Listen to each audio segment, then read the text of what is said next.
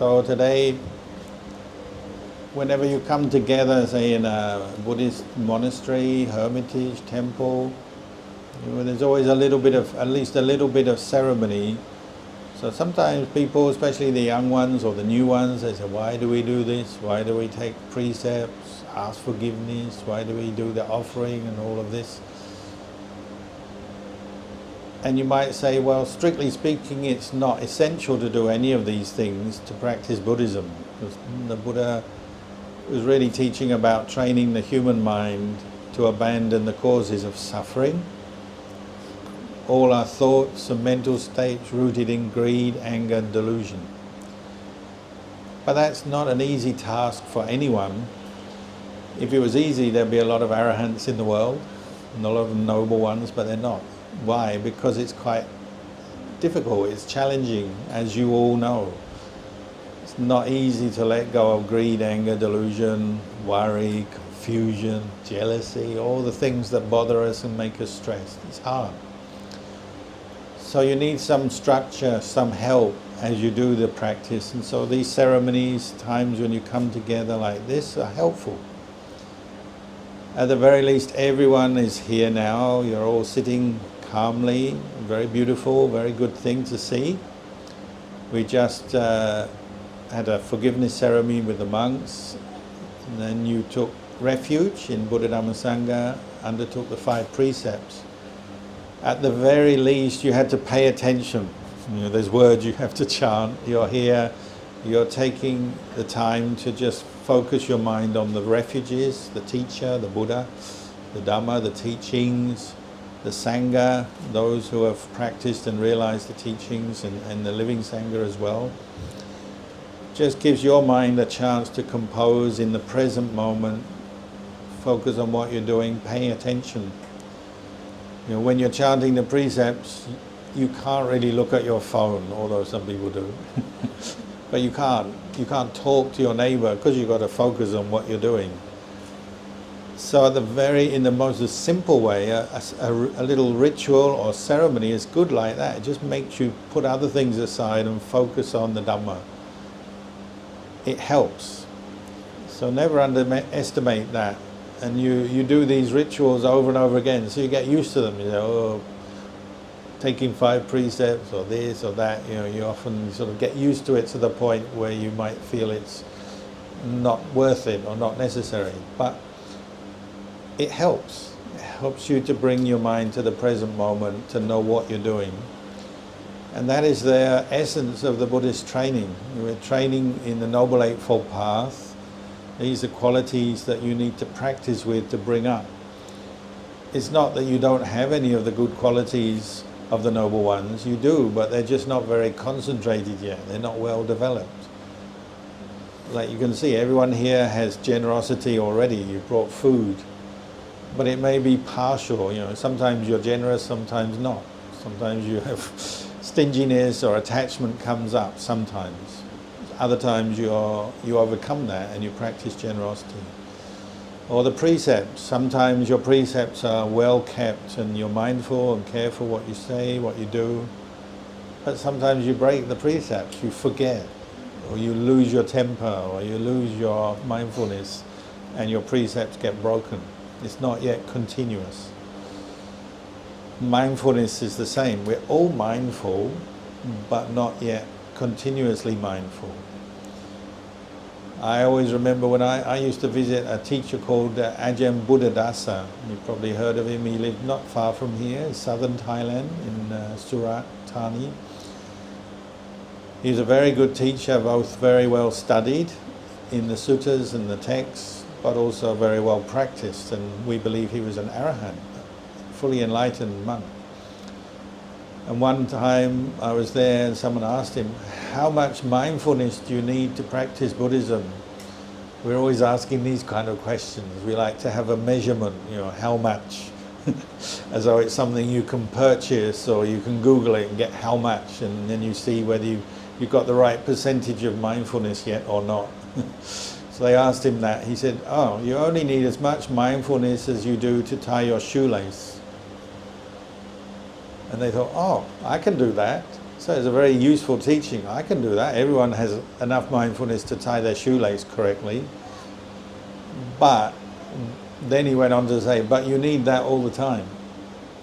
As if you're always tying your shoelace, meaning as if you're always paying attention to what you're doing from moment to moment, what you're thinking, what you're saying, what you're doing from moment to moment. That's the hard part. Because we have mindfulness there, but then we lose it. And you probably experienced that. Maybe you come to Vihara BoonRaksa and you, in the morning you leave your home, you say, I'm going to the temple, I'm going to practice mindfulness today, make my offering, listen to the talk, I'm going to be mindful all day long today. And you make your good intention, and that's very good. But as you're driving already, you've forgotten. You drive your car and someone cuts in front of you already. Oh, mindfulness gone. Or your phone rings and don't talk to me now, I'm driving. Or you play your music and this is nice music, mindfulness gone. All the time our mindfulness is like a quality that's there and then it drops away. So we need to practice. So coming to the temple helps to bring up mindfulness, helps you to practice. Associating with fellow Dhamma practitioners, fellow lay practitioners, associating with Sangha, what we call Kalyana Mitta, helps. The Buddha said one of the best ways to become more mindful in your life is be with other people who are mindful. And that's why we like teachers. You go to a teacher who's more mindful than you are, and that's really all a teacher needs to be, a bit more mindful and know a bit more than you, and then they can be your teacher, because they've done it more than you maybe. So like me, I go to stay with a teacher like Lumpur Cha or Lumpur Anand or Lungta Mahabua. I used to go and stay with him. As soon as you're with the teacher, it's like, oh, got to be careful what I say, careful what I think even. If you're with a teacher like Ajahn Chah, Ajahn Mahabua, you don't even want to think a bad thought, because you're sure they know your thoughts. Maybe they do, or as Lumpur Plian once said, I used to know him very well, another monk who was very well practiced and could read people's minds, but he also said, do I have time to check everybody's mind for all the garbage that they're thinking? No. But if necessary, yeah, maybe he might know what people are thinking, but even if they're not checking you, you feel like they may know what you think. So you become very careful around the teacher. Better not think those kind of very low-level thoughts that I like to play around with, my desire, my greed, or my jealousy, or my worries. You become more mindful around people who are already mindful. You try harder, don't you? When you come to the temple, you're on your best behavior. When you get home, anything, can say anything, do anything. And that's why we have a lot of suffering at home. You go to work, you tend to be a bit more careful because your job depends on it. But now the trouble is half the people are working from home since COVID. So they go to work means just sit down in front of the computer. And then we have all these problems. You're doing your typing, but then someone in your family comes in and you're back to have your argument or whatever, even as you're at work. So it's maybe a bit harder working from home sometimes.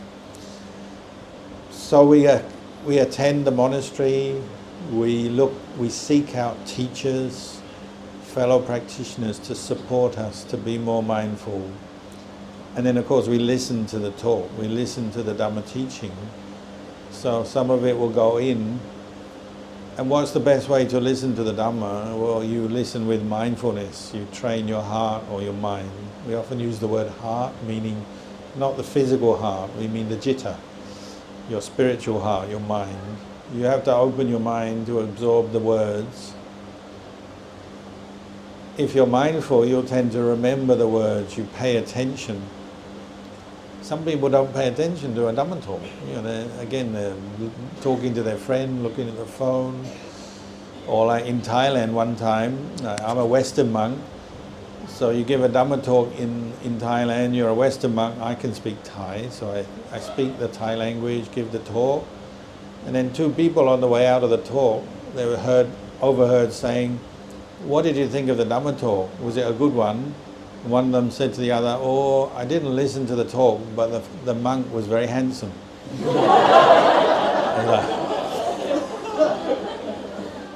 We got to go a bit further than that in our Dhamma practice. It's not about the monk is handsome or ugly or whatever. What did the monk say? That's more important. Are you paying attention? It's just like at school, isn't it? When we're at school, we don't like listening to the teacher. We get bored, distracted. But if you want to train in mindfulness, you've got to learn to pay attention so you get something from it. And if you really pay attention, maybe sometimes your mind even calms down and enters a state of samadhi, listening to a talk. It may take a while, maybe not the first second, but after a few minutes of concentrated listening, paying attention, your mind starts to settle, you're not distracted, then you hear the talk. Maybe you even get to a point where you're not so much hearing the words, but your mind is in a state of mindfulness, samadhi, for a period of time based on that talk. And Ajahn Chah, my teacher, used to say that, when you listen to the Dhamma, listen with your heart, and you kind of open up your heart, then some good things go in. So sometimes it's the words you hear, the meaning. Sometimes it's just the wholesome qualities that arise as you listen. So maybe faith arises, maybe a state of calm, maybe what we call piti pamoda or pamoja. It's like joy, the happiness of the Dhamma starts to arise as you set aside your thoughts about other things. You become more mindful and your mind becomes happy, peaceful. So people always ask, how come in the time of the Buddha they hear one talk and become enlightened? That's the process. You're setting aside your worldly thoughts, what we call the 5 hindrances. You set them aside. Mindfulness comes out, piti and sukha, happiness and pamoja, confidence and pasadi, sort of confidence and tranquility in the Dhamma. All these good qualities arise. And then something that is said that may be quite simple or straightforward, like all things are impermanent. Or your body is impermanent, one day you'll get old, get sick and die, say. Something so simple that you overlook, but because now your mind is mindful, joyful, calm, you hear the same words now, or maybe you have a realization and you really let go of something. And people do this. Maybe they've been holding on to some worry, or some fear, or some anger, or some unfulfilled desire that just keeps eating them up, maybe about some aspect of life. But hearing the talk, they calm down, they realize, I should just let it be, let it go. Maybe they have that kind of insight as they're listening to Dhamma. So coming to the temple, participating in the activities, the ceremonies, meeting Sangha, fellow practitioners, listening to the Dhamma, and of course meditation will help, learning to meditate and develop mindfulness. All of this is the path that is helping your mind to come more and more to the Dhamma.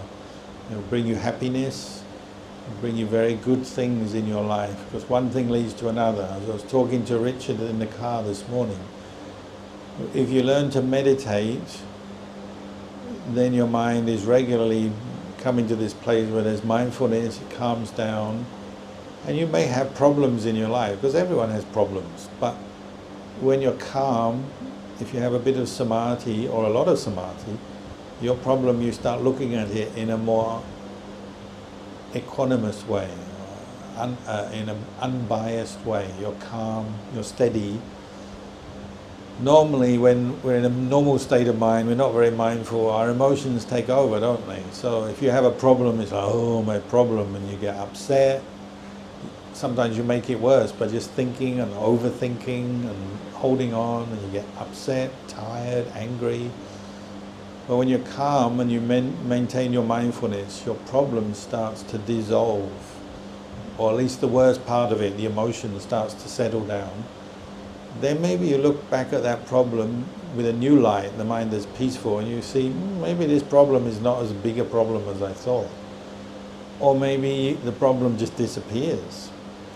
A lot of our problems are self-created, aren't they? It's just your opinion or your belief in something, your thoughts about something come up and you keep thinking and holding on.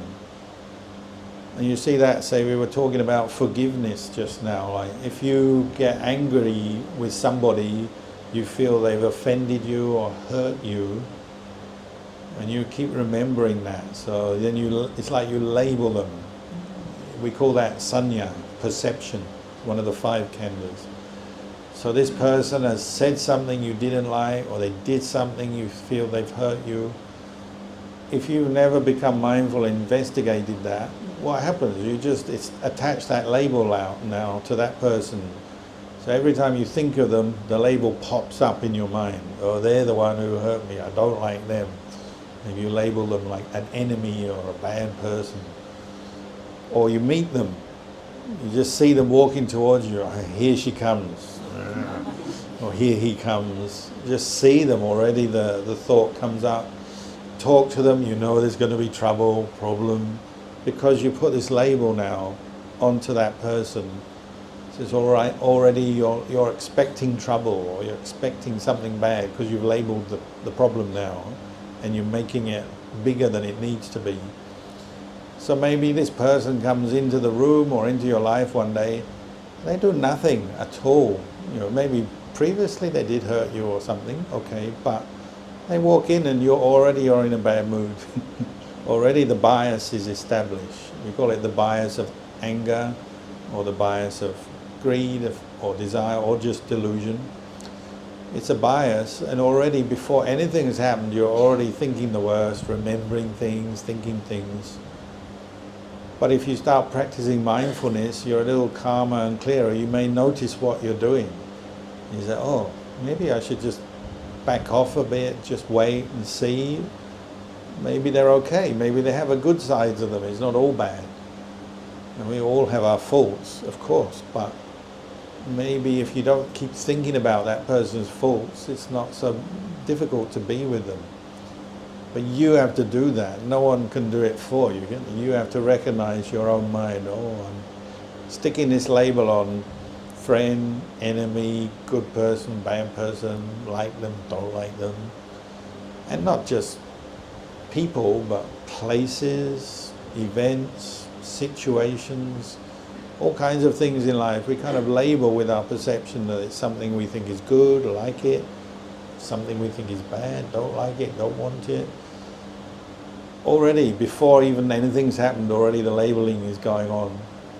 If we're not aware of that, it becomes very habitual and automatic, and you suffer for it. And maybe it limits you as a person, or it causes you real pain and suffering, or damages your relations with other people maybe.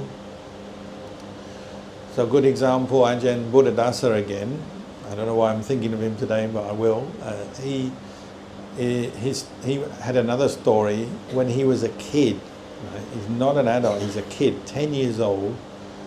His job was to help his dad look after the cows and the buffalo, and he would take them out to the field to graze. And they had to go every day, they go from the house to the fields, they have to pass the cemetery, the cremation ground. And everyone in Penang is like Thailand, everyone is afraid of ghosts. So you go to the cemetery, it's like, uh-oh. But that's a perception, isn't it? That's the sanya you establish maybe from hearing stories, watching too many horror movies, hearing stories from the old people about ghosts, all this kind of stuff. You hear it and then, you know, it's just automatic. And he said he was watching this happen every day. He reaches the cemetery and it's really just a change of boundary, you know, here is the forest, here is the cemetery, but as soon as he stepped over the boundary of the cemetery, all his hair would go on end, goosebumps, and he'd be scared. And he's only a little boy, he's 10. And he said, why does this happen? I'm standing here, nothing, and then I step into the cemetery, goosebumps. Why? And he realized, as soon as he steps in, the perception comes up. This is cemetery, cremation ground, this is haunted place, bad place. So of course he has a physical reaction, goosebumps, fear, and a mental reaction, thinking all the negative thoughts. And he'd rush through and he'd be really angry with the cows because he's pulling them, let's go, and he's, they're munching the grass, so they're going slowly. And then he'd get through to the other side, come out into the forest or the fields beyond. So he's out of the cemetery, no goosebumps, no fear, fine, happy. So he said every day he'd watch this on the way out and then the way back. Goes along, fine, reaches cemetery, not fine, fearful, unhappy, out of the cemetery, fine again, okay. Really weird. He said it's just strange for him to see this. So he's obviously a very natural, kind of mindful, curious child. And he said it all came to a head one day in the rainy season like this, in the monsoon. The grass is growing really strong, really good, nice green, lush grass everywhere. And he's pulling the cows and the buffalo, there's a few of them, he's pulling them along. They get to the cemetery, and because no one goes there, there's lots of grass. No one ever goes there. So the grass is the best grass in the whole village, in the cemetery. So the cows reach this grass and that's it, they just start eating. And they don't stop, they don't want to move, they're happy as can be. So he gets really angry, he's going, let's go, we've got to get out of here. And they wouldn't go, so he's forced to wait for his cows to eat their grass. And then he's thinking about it, he said, these cows, they're so happy eating grass. They don't think, oh, cemetery, a scary place, they're not thinking like that, they're just eating grass and it's good grass. But I'm standing here getting angry, afraid, upset. These cows are smarter than me. They're not suffering, I'm suffering. And he thought, oh, I'm a human, I can't let a cow be wiser than me. I've got to let go of this perception that the cemetery is a dangerous, scary place, haunted place. I've got to do something about this. So he said from then on he made a resolution. I'm not going to get afraid here. That's just a creation of my mind. It's not reality. It's my mind making that happen. It's not real. There's nothing to be afraid of. So he said from then on, that's it. He didn't care whether he's in the cemetery or outside the cemetery, same. Only a little kid, so a very wise kid, he could do that. But that's what we're learning as we practice Dhamma, come to the temple, hear the talk, mindfully meditating, or just being mindful in daily life. You're learning to look after your mind and understand where you're creating suffering out of your experience. You're making a problem out of something, at work, at home. It could be your health, or your money, or your relationship to your partner, or your workmate, or driving in heavy traffic, whatever. We always create these moods and the thoughts of suffering in our mind, often out of very little, or sometimes just a bad habit. But now you practice listening to Dhamma, bringing the mindfulness up. Maybe now you can notice what you're doing better. Then you can let these things fade and you don't have to always suffer with these old thoughts. So just a little encouragement to practice more mindfulness in daily life. Come to the temple, whether it's here or other places, listen to the Dhamma. All these things we call Dhamma practice. If you can, go on retreats, do meditation retreats. This will help you to just get closer to the Dhamma, and it will help your mind grow in Dhamma. We all know how to grow in the world, go out, earn money, but a lot of suffering. Family, work. Growing in the Dhamma we do less of, so we need to put more effort into that. Because in the long run, we say that's your real wealth. Arya Sap means your noble wealth, noble treasure. Everyone likes to get treasure, find the buried treasure, find the gold, the jewels. Your real treasure is in your heart. It's the Buddha Dhamma Sangha, and the qualities you develop through your practice is your real treasure. Why? Because when you die, you take it with you. It's got to be worth something then. You take all the good qualities, the good karma, you've developed this life, you'll take it with you when you die until you reach Nibbana. So it's your real wealth. Your material money, your land, your house, your property, your assets, your bank account, everything you own, you leave behind. It's still useful. I'm not saying it's not useful. You can share it with family, give things away, do dana, but you don't take anything with you when you die, material things. So it's got to be a lesser kind of wealth than the actual good qualities of faith in the Buddha, mindfulness, wisdom and understanding, sila, generosity, all these good qualities. That's your real wealth. So put more effort into that and it will help you. It will always bring you happiness, always bring you good things. So in a moment, the monks will receive the food and then we'll give you the blessing. When we give you the blessing today, we will wish you all good health, progress in your Dhamma practice, and we wish you all to be free from obstacles, free from dangers, free from illness, and may you all find success and happiness in your lives.